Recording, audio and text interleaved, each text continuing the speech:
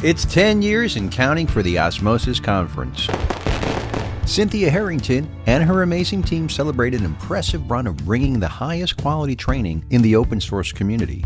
This year, the best investigative minds are coming together at Planet Hollywood in Las Vegas on October 20th through the 22nd. Use code 24OSCON10 when you check out to save 10%. That's code 24OSCON10 when you check out. After 4 years of development, Scope Now is proud to announce the release of Grid. Grid combines OSINT with real-time physical data to achieve new levels of intelligence gathering. Grid supports over 50 data types and hundreds of thousands of sources. Upgrade your OSINT capabilities with Grid and elevate your intelligence team today at scopenow.com. Do you enjoy our podcast and the guests we bring you? Since 2019, Matt and his team have done their very best to give you amazing shows each week. If you feel like our show has helped you to be a better investigator, or maybe even inspired you to become an investigator, please let us know. We're looking for testimonials. Drop Matt an email with a recorded 20 to 30 seconds of you talking about this podcast. You can also email him something verbal about the website. His email is matthews@satellitepi.com. And if you really feel blessed for having this content, consider supporting Matt and our show by joining Investigators Toolbox. You really have to see version 2.0. And at just 49 cents a day, it's a no-brainer. Now let's jump into this week's episode. We're back with a brand new show. We're starting our yearly preview of OSMOSISCon. This year it's the 10th anniversary and it will be a huge celebration. The HG team has a real special conference lined up and it will be memorable. Let's just jump right in as we visit three of the speakers in this episode. First up, Jessica Smith. Jessica will be teaching about linguistic fingerprints and how to use language to profile subjects in OSINT investigations. Please welcome Jessica Smith and your host, private investigator Matt Spare. And welcome to this week's episode of PI Perspectives. This is Matt Spare, your host. Today we are starting our yearly OSMOSIS lead-in, where we're interviewing some of the speakers for this amazing event. It's the 10-year anniversary for OSMOSIS. It's going to be the Planet Hollywood in Las Vegas from October 20th to the 22nd. And I'm really excited to welcome our first guest here. It's a little bit different what we're talking about and super interesting. I want to welcome Jessica Smith from ClickSafe Intelligence to the show. Welcome, Jessica. Thanks for having me. I'm really excited. Yeah, so you are a cybersecurity analyst and a very interesting career and a very interesting topic. You're talking about linguistic markers to develop subject profiles and basically get in onto persons of interest and really digging deep into them. So before we get into that particular topic, tell me a little bit about ClickSafe Intelligence, this amazing nonprofit you got. Let people know what it's out there and what you guys do. Absolutely. I'm totally happy to talk about ClickSafe. So I launched ClickSafe a couple of years ago after volunteering with the National Child Protection Task Force, which is another great nonprofit, using OSINT to support law enforcement in active and ongoing missing and exploited children cases. And it is incredible to be on the kind of reactive investigative side of that and being able to help them bring these kids home or get them out of precarious situations. But it made me realize through a lot of the dark web sleuthing that we did as a part of predator identification that there's so much knowledge out there that these individuals are just readily putting out on the dark web in these communities that they have to be able to share and discuss all of their interests. So I decided to kind of use that and use my nerdy intelligence background to try to help fill a little bit of a gap in the preventative education that's offered for parents and children, as well as child safety professionals like teachers, social workers, guardians ad litem, different things like that, just to be able to offer education that is a little bit more specific and actually gives, examples of what to look for and situations and red flags And it's content that stays really relevant because it's coming straight from the individuals who are using the tactics and techniques to exploit their victims. Definitely. I mean, listen, that's as a parent, it's every parent's nightmare, right? As their kids are getting older, my kids are starting to hit those teen years, and Yes. it's definitely something to be concerned about. I mean, it's crazy because when you and I were those ages, like we didn't have to worry about all this stuff. No, no. Biggest fear was crossing the street and like not taking candy from strangers. Exactly. Don't get in the van. Don't get in the van, right? Now we have a virtual van, right? Yes. Which is pretty scary. So like what led to your decision to get into this industry? What was something that really spoke to you that said, hey, I want to do OSINT for good, right? This is something that we always say here. What led you there? So my educational background is in criminal justice, and that was something that I wanted to do for a very, very long time. Like I was the fifth grader who was reading like John Grisham and FBI profile books when I was in like fifth grade for my book reports and things like that. And I heard this quote, I don't even remember how old I was, maybe 15, 16, where it said like, when you're trying to figure out what your purpose in life is or what you want to do, figure out what breaks your heart and then go that way. Sure. And I am the oldest of 6 kids in a family, and grew up kind of taking care of my younger siblings. And I don't know, I just paid attention to all of the terrible things, and it was put in a position where I had to worry about those terrible things that happened to other kids because I was a caregiver a lot. Right. And going into criminal justice, I wanted to try a bunch of different things, fell into OSINT and absolutely loved it, realized I didn't want to kick indoors or chase people down dark alleys and things like that. I wanted to stay on the analytical side of the professional spectrum. But I knew I wanted to get into child protection somehow. And I really loved my corporate role that I had. And so volunteering with a nonprofit to support these missing and exploited children cases was the perfect opportunity for me to bridge that gap and spend some time in that space that I was so passionate about. And now it has turned into a full-fledged, like second full-time job. Yeah, no, that's great. That's really awesome. So let's talk a little bit about what you're talking about at the event here. So tell me a little bit about linguistic markers. What's kind of your goal here for the session that you're teaching? So this is, I'm a mega nerd. I love talking about this. So often and pretty much all the time in OSINT, we rely very, very heavily on specific and kind of traditional indicators, if you will, email addresses, phone numbers, usernames.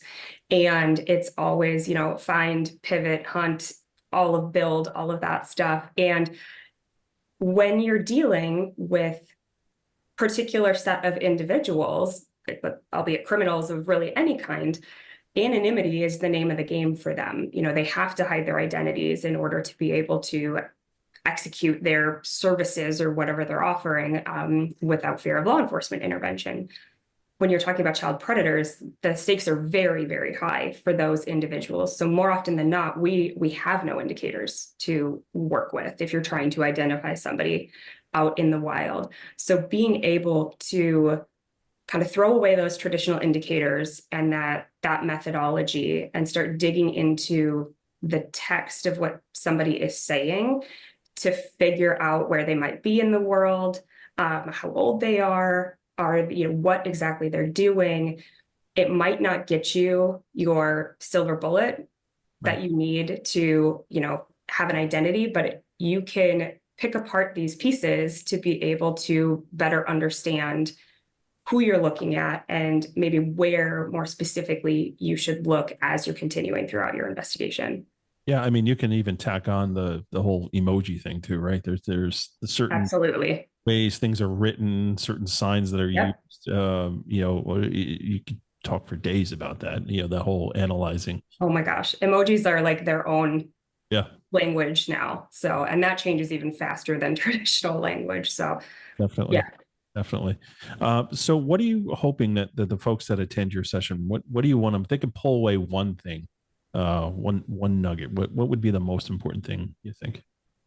I think the most important thing is thinking a little bit differently about how you approach an investigation, and maybe being willing to step out of that, tradition OSINT methodology and try something a little bit different, especially when you're consistently hitting dead ends. You don't always have to wave the white flag on an investigation when you normally think you would have to. So just because you've turned over all of the rocks doesn't mean you can't crack the rocks open and look for different things inside of them, so to speak. Oh, that's great.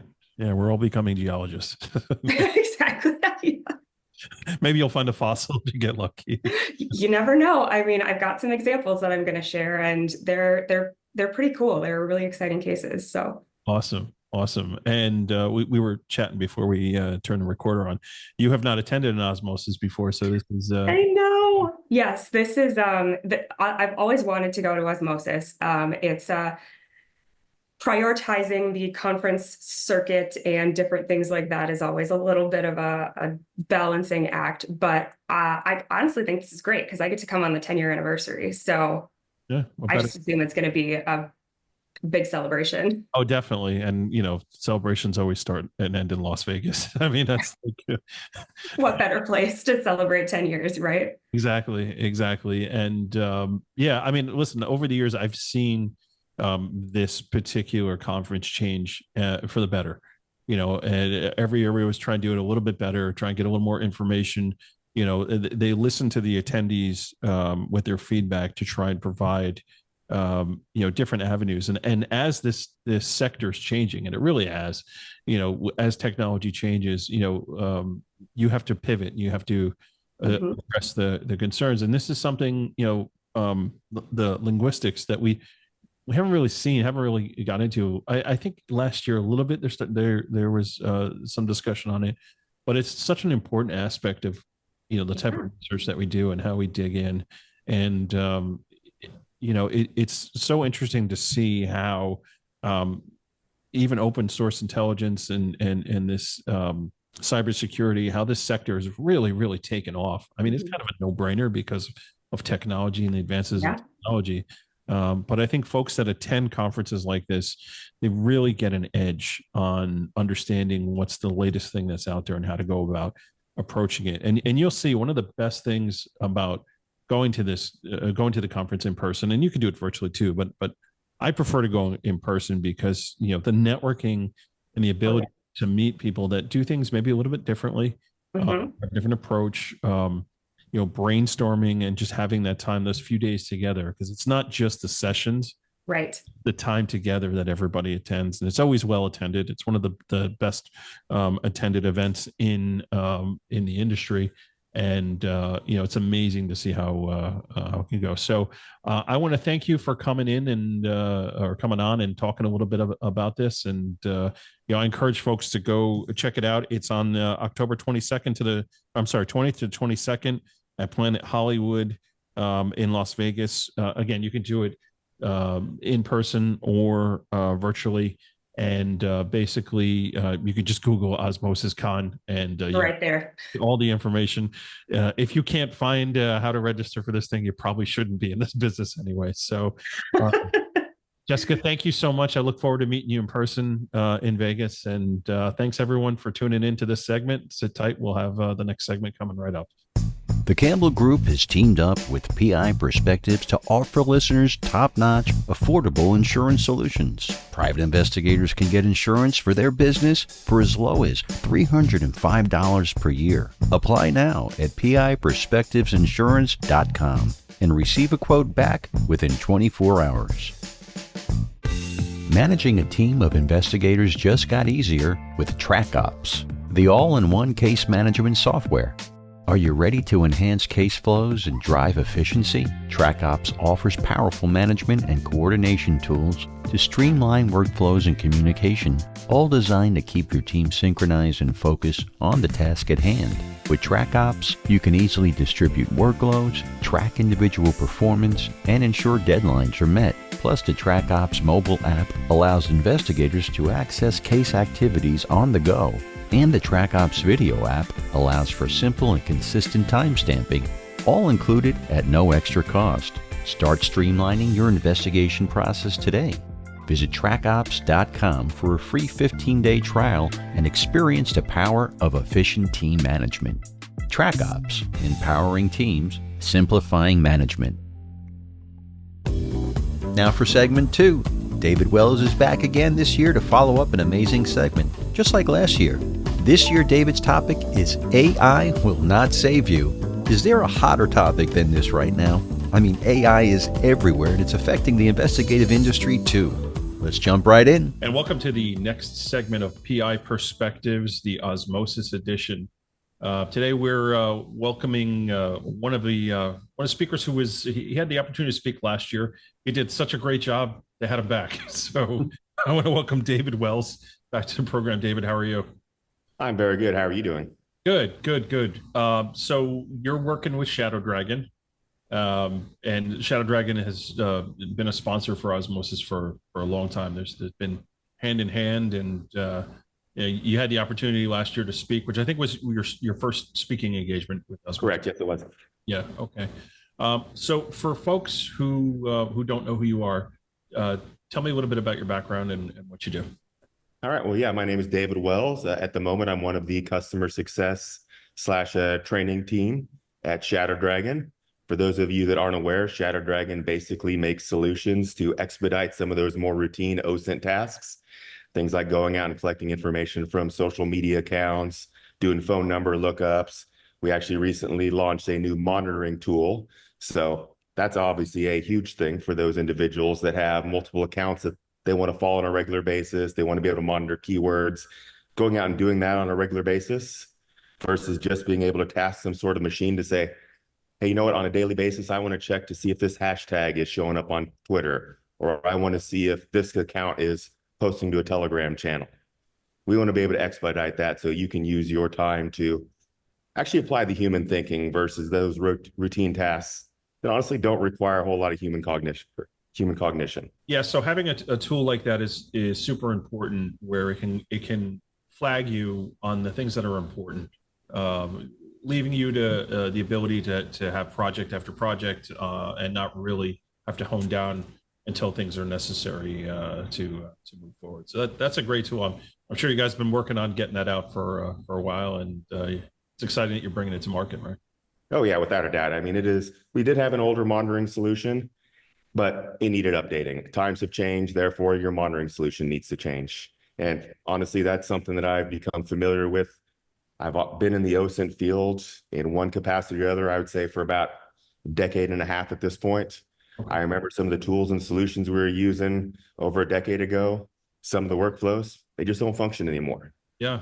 So you've got to constantly update, because the sphere that we're working in is updating as well. And what a great way to segment into the topic that you're talking about, right? Artificial intelligence, AI. It's something that, we were chatting about it last year a bit, maybe even the year before a little bit, but now it's really picked up steam in our industry. And, there are two sides of the fence of looking at this on how helpful it is to the everyday investigative task and things that are at hand. So the title of the track that you're teaching is AI Will Not Save You. So let's dive in. Let's give a sneak peek to what you've been chatting about. Exactly. And kind of backing up to the idea of things changing. One of the things I always have to do with this is, I look at something like AI. I'm 43 going on 44 years old. I realize that's the sort of age where you become skeptical about new technologies. Sure. I kind of have to ask myself, when they're coming out with things like AI, and shouldn't even say coming out with, because AI has been around for a while. It's just become more popular, and things like ChatGPT and generative artificial intelligence, right, a little more impressive than some of the stuff that was done 10, 15 years ago. With all that being said, I have to ask myself, are the sort of criticisms that I have about artificial intelligence rational, or am I just viewing everything through the lens of a middle-aged guy? Right. And I kind of try to go in the middle of that, because I don't want people to view my talk as saying you should never use AI, you should distrust it. This is not a Skynet is coming to kill you all sort of presentation. This is AI is a technology and a tool like anything else. There are things it's applicable to. There are things that it's not. But even with a new tool, when it comes around, you have to be aware of what it's actually doing and things you have to take into account to limit some of the liabilities. Talk about the real world. Yep. Imagine AI is like a chainsaw. Before we were just taking that axe and chopping down trees, and that's very, very tedious. Right. Suddenly we switch to that chainsaw, it is much, much quicker.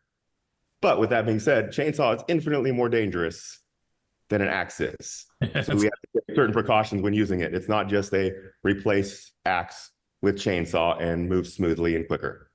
Yeah, and I think you've seen that the fruits of that danger already. In the courts, you've seen it, and in real life, you've actually seen it. There's a different approach to that for the desktop investigator as opposed to a field investigator, because it is affecting both sides, but I feel like it's affecting the desktop side more so. And really understanding how to embrace it and use it to the best of your ability. I think that's the recipe for success.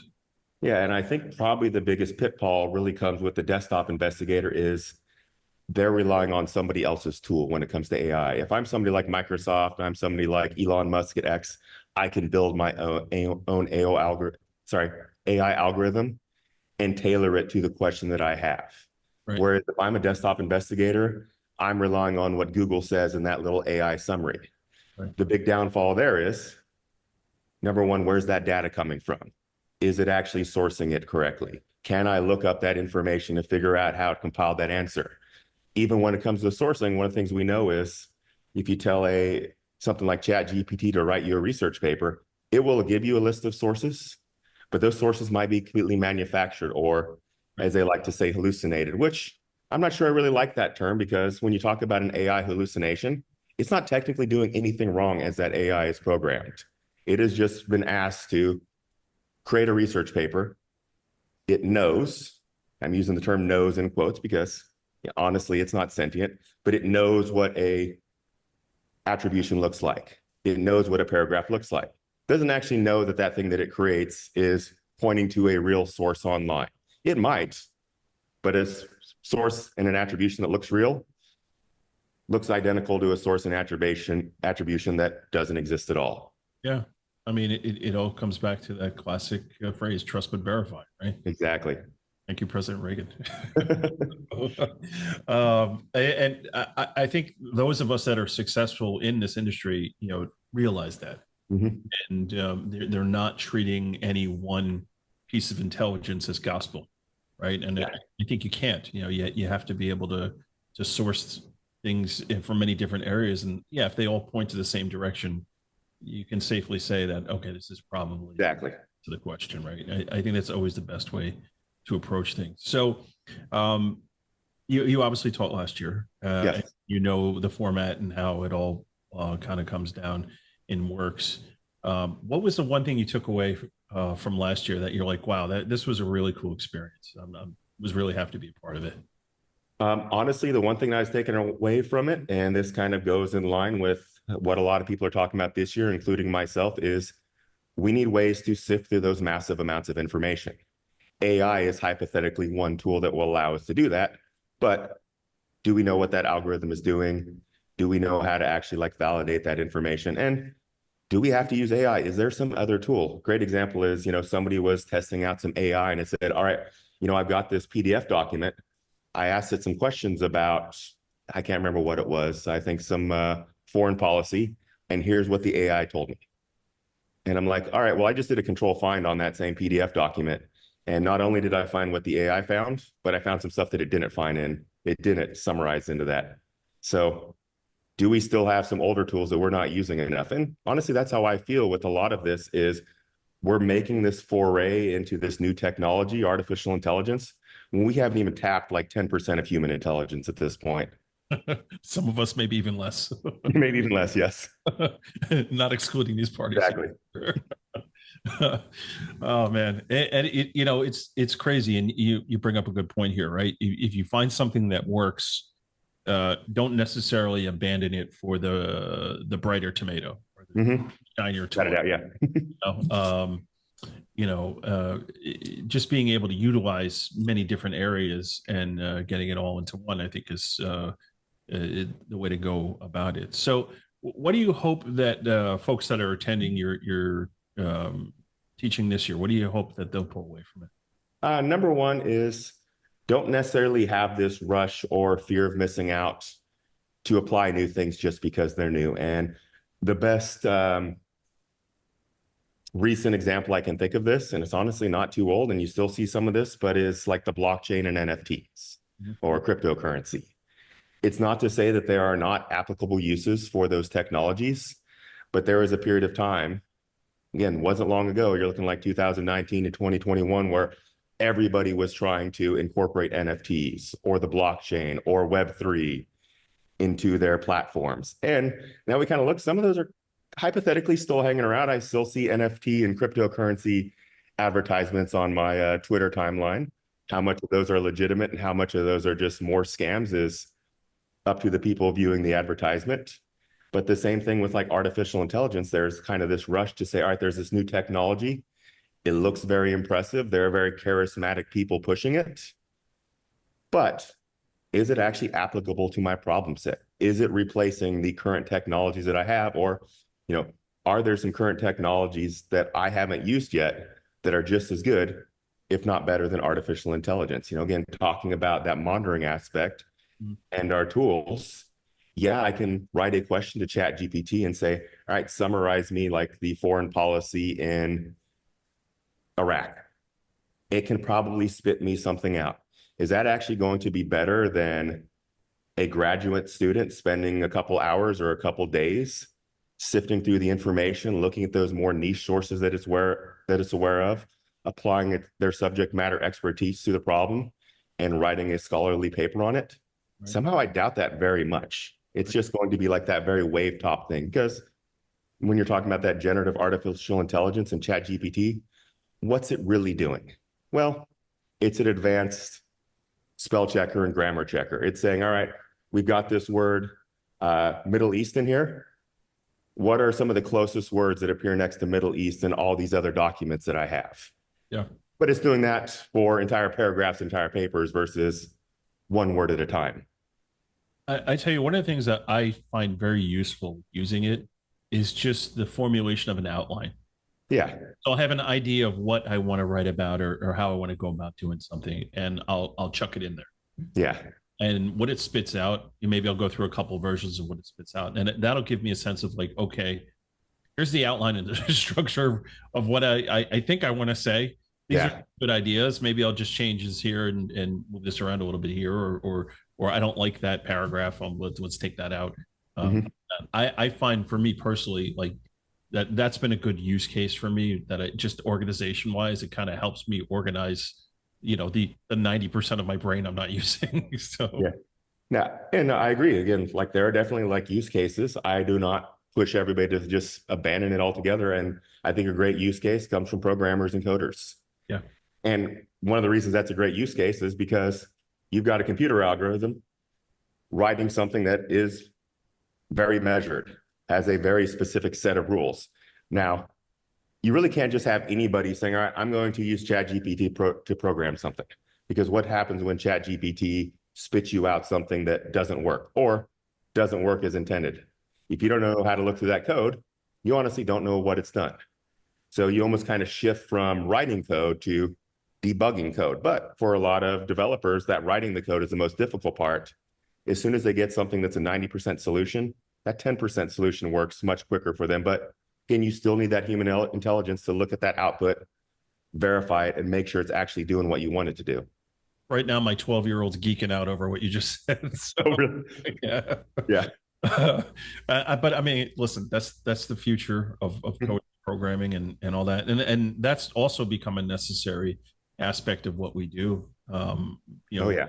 Part of intelligence and, developing. I think the companies like Shadow Dragon that have taken the lead on these things and really looking to put things forward. It's been pretty impressive. And that's one of the other things I love about OSMOSIS, just going and seeing the vendors and seeing the updates and the latest things and how things have changed and, the new tools that are out there and, how you're able to utilize all that. So Dave, I want to thank you for coming on and just taking a few minutes to chat this through and explain what folks can expect from you. So again, you want to go to osmosiscon.com, go take a look at that online, and you can go register for this wonderful event out in Las Vegas. So thanks again for joining us, Dave, and sit tight. We got one more segment.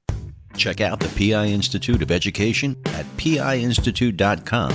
Since 1989, Kelly Riddle has been teaching on subjects such as surveillance, nursing home investigations, insurance fraud, domestic investigations, hidden assets, and accident scene investigations. The PI Institute of Education is a featured learning partner in the investigatorstoolbox.com. So check out the free content on the site, then visit the Institute for more great savings on additional classes. Are you drowning in fees with your current provider? IRB Search offers the highest quality data at the most competitive prices. Founded by investigators for investigators, IRB is tailored specifically toward helping you close your cases. We're currently offering PI Perspective listeners an exclusive 30-day free trial of our system. So simply go to irbsearch.com and apply using the promo code PIP30 to claim this promotion. Over the past year, our industry has been the target of foreign governments and agencies that have attempted to recruit unsuspecting investigators to gather intelligence or immediate expatriates. PI Perspectives is teaming up with the Federal Bureau of Investigations to get the word out about this ongoing crisis. If you've been contacted by an individual or company that might seem suspicious, please contact the FBI at tips.fbi.gov. You can also contact the New York field office at 212-384-1000 to report suspicious activity in any state. The link is also in the show notes. Even if you completed a job and it still doesn't sit right with you, you can report this activity. The only way to stop this trend is to work together. So let's do it. Steve Adams from Scope Now is our next guest. Our overseas friend is back again to offer some insightful training. Steve tackles the topic of workflows for verification and authentication in OSINT. Anyone who attends Scope Now's free monthly training knows that Steve is an expert trainer and locks in when delivering his content. So let's finish up strong with Steve Adams and your host, private investigator Matt Spare. And welcome everybody to the last segment of PI Perspectives, the Osmosis Edition, Episode 1. So you've heard already a couple of the speakers that will be speaking at the Osmosis conference this year in Las Vegas on October 20th to 22nd. So we saved the best for last for this particular episode. Somebody who I've had a relationship with his company since day one. And it's been very, very exciting for me to see how they've really made a mark for themselves in the industry. So I'm talking about Scope Now, and I'm welcoming Stephen Adams to the program. Stephen does a lot of training for Scope Now. He's been with the company for a couple of years now, I would guess. But Steve, why don't you introduce yourself? Tell everybody a little bit about who you are and what you do. Yeah, thank you very much, Matt. Firstly, thanks for having me. Really happy to be here. So as you said, Steve Adams, I've been with Scope Now for 3 years now. Originally started out working for the UK Police, one of the largest forces over in the UK, as an intelligence analyst, really just getting to grips with big data analysis. And that's really where I fell in love with intelligence and ultimately internet investigation. And that's what led me moving on to Royal Mail, which is the United States Postal Service, United Kingdom's Postal Service, sorry. So ultimately very similar to what the USPS is doing, but without guns, and ultimately developing OSINT capabilities for that organization. At the same time, I set up an OSINT training business, realizing just how hard it was in particularly the public sector to get really good training because of the cost of it. And sort of through that and through Royal Mail, I built a relationship with Rob, the CEO of Scope Now, and they brought me on to, as you say, lead a lot of the training content and educational content that Scope Now puts out.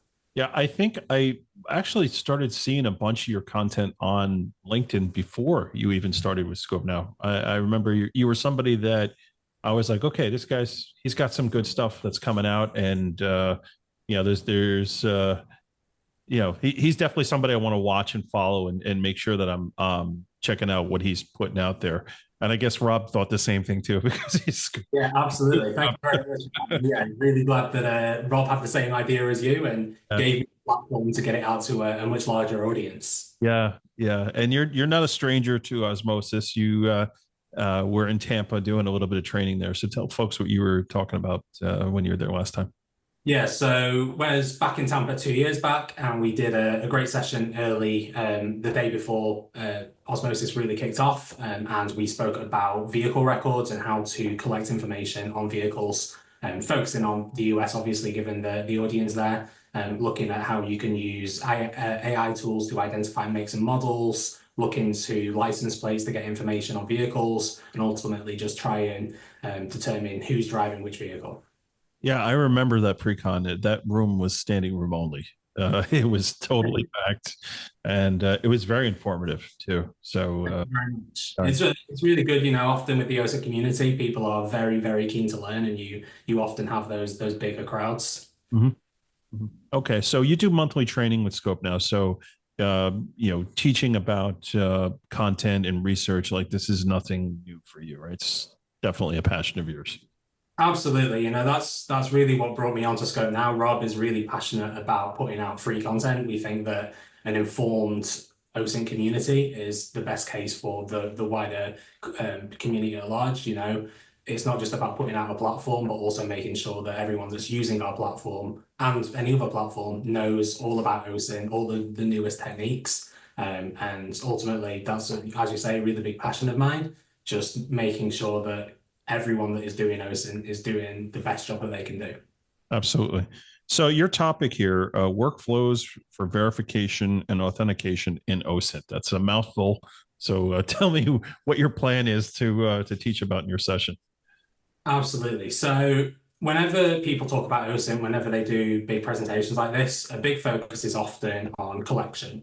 And it's a really big important part of the OSINT process, but it's not the end goal. And while you might go out, you might have these great tools that can collect loads of information. How do you know that the information that you've collected is relevant, timely, and accurate? And really, that's what the focus of the session is going to be. So I'll be covering off some of the biggest issues in terms of false information being out there. So that could be disinformation, which is false information that's been deliberately created to deceive. You have misinformation, which is inaccurate information that's being spread without malicious intent, but that can spread from disinformation where suddenly you have a member of the public that maybe hasn't looked into it before is now spreading it larger. They're more macro issues, and then you have the micro issues. So maybe you have a subject that is trying to deceive law enforcement or investigators by putting out a false narrative, or even outdated information. So maybe you're looking into a data broker and you're looking for someone's current address. Maybe that's from 5 years ago. You don't want to spend 5 weeks outside someone's house and they're not even living there, right?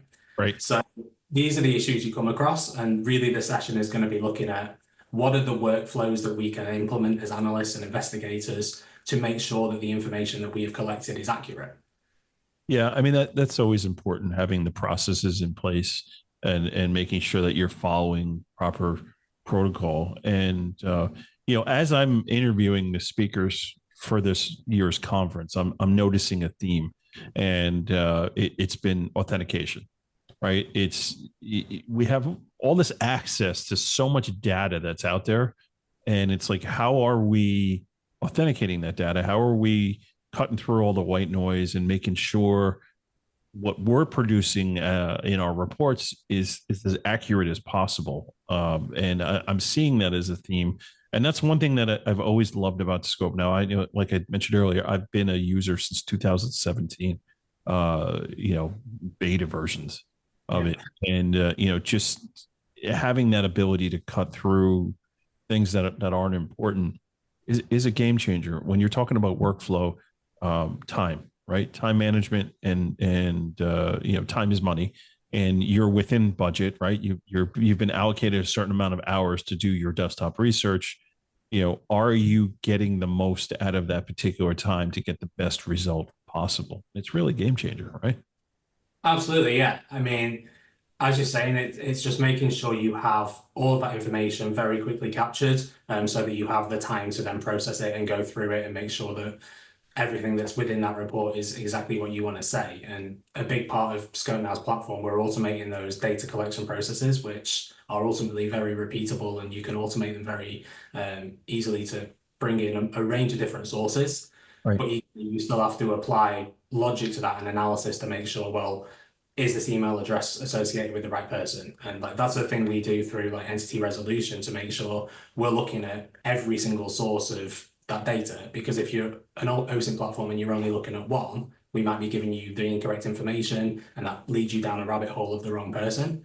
So making sure you have confidence and corroboration within platforms like this is really important, and a foundation of the development of Scope Now.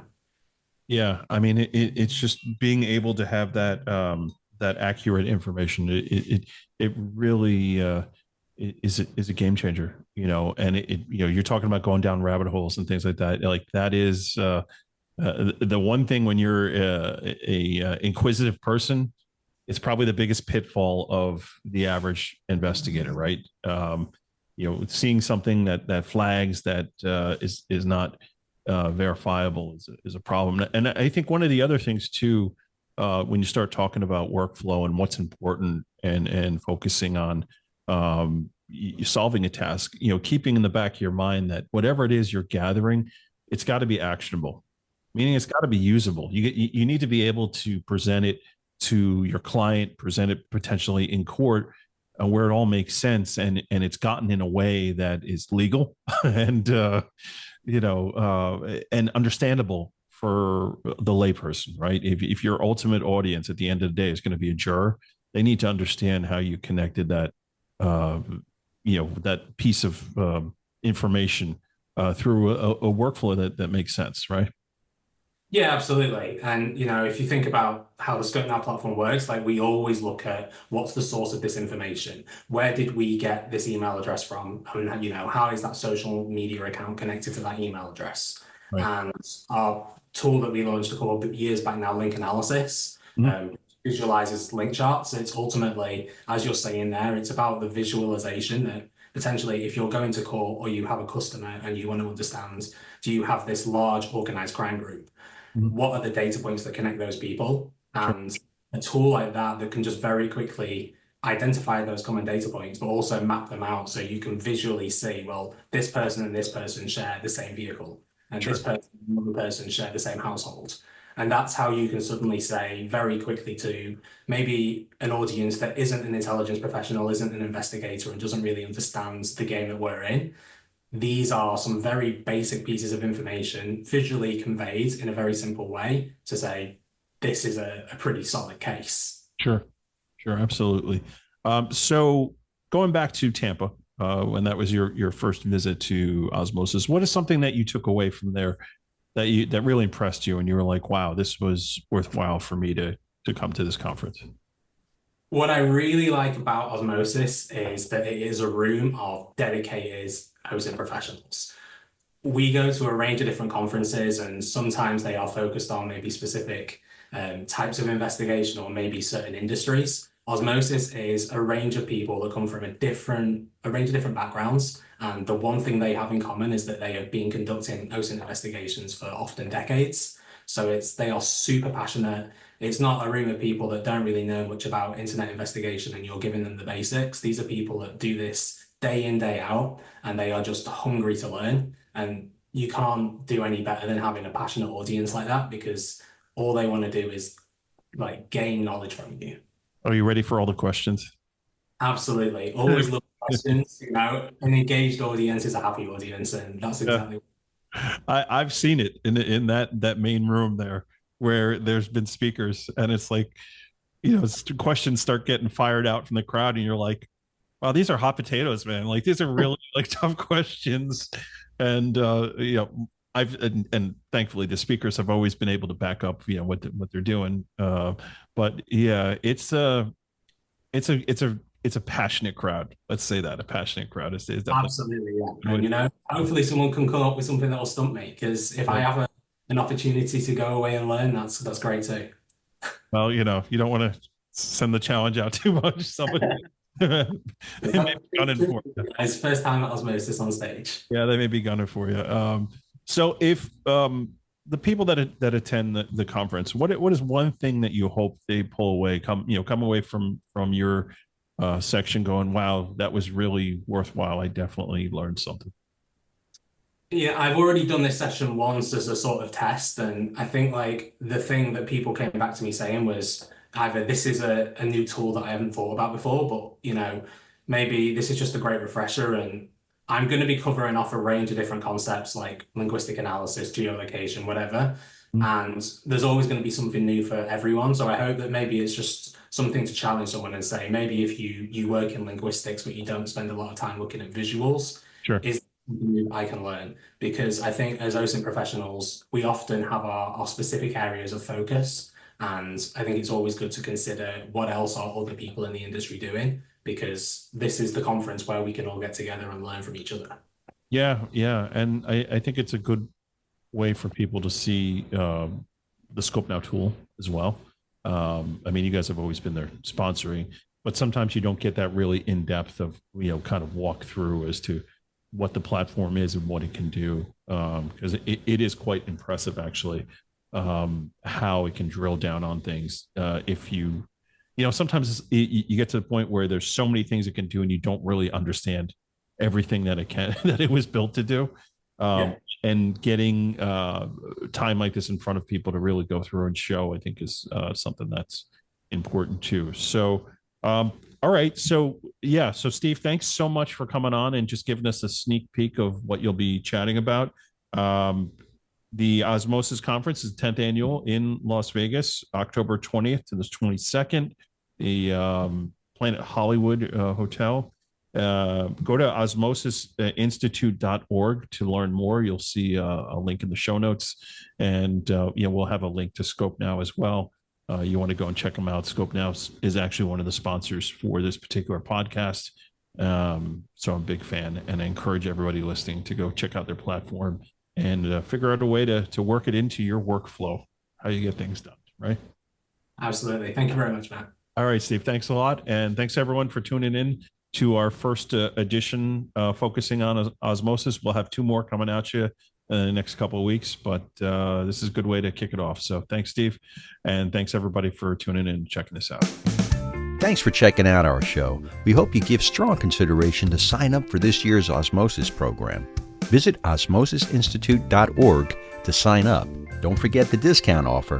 You can find it in the show notes. We want to thank Campbell Insurance Group for sponsoring the show. Remember to tell them you listen to save $50 when you apply for insurance. Additional thanks to Scope Now, TrackOps, IRB, PI Institute for Education.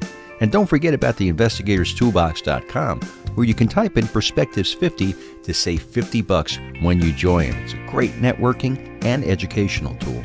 So I encourage you to join now.